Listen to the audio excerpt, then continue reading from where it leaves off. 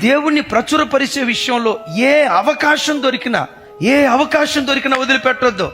డ్యూటీలో ఒక్క మాట యేసయ్య గురించి చెప్పు. ఎవరైనా నీ బంధువులు వచ్చారా, ఒక్క మాట యేసయ్య గురించి చెప్పు. చుట్టాలింటికి వెళ్ళేవా, ఒక్క మాట యేసయ్యకి చెప్పు.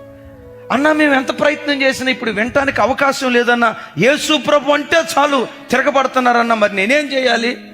ఏమీ చేయాల్సిన పని లేదు. ఈ ఫోన్లో వాట్సాప్ ఉందా? ఆ వాట్సాప్ స్టేటస్ ఉందా?